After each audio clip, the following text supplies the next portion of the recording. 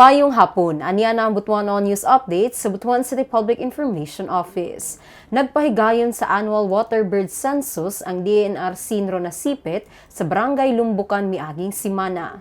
Nakita nga dunay pagtaas sa bird count sa nasangpit nga barangay base sa inisyal nga resulta sa DNR Sinro Nasipit.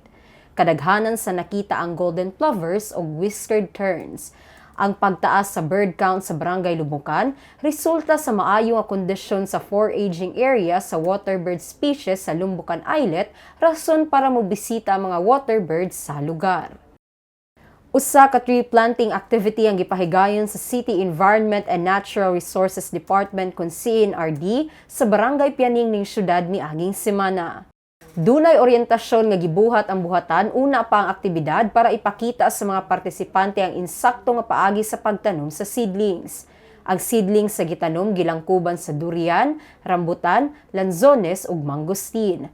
Mapasalamaton ang barangay official sa Barangay Pianing human napili ang ilang barangay nga tamnan sa mga seedlings. Dako kini og tabang para kanila labi pa nga daghan sa ilang lote ang bakante pa og kinahanglan tamnan.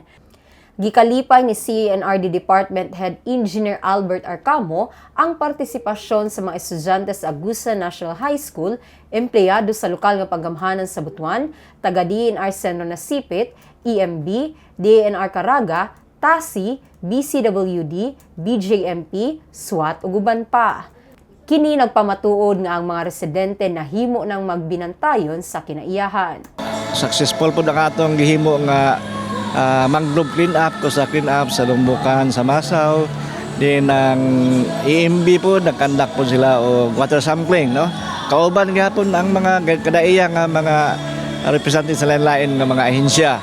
Ang ato pong dinar sa Sinro, Nasipit, nagkandak po sila bird watching. So ubay-ubay yun, no. Kinitanan para ni sa atuang kinaiyahan, no, na atong kinahanglan kay importante kayo. Daghan abot na taga Masaw na nagabot ng anhin ko diri kini apil na tree planting para at least aware na sila ug nalaki sila pagtagad sa atong kinaya.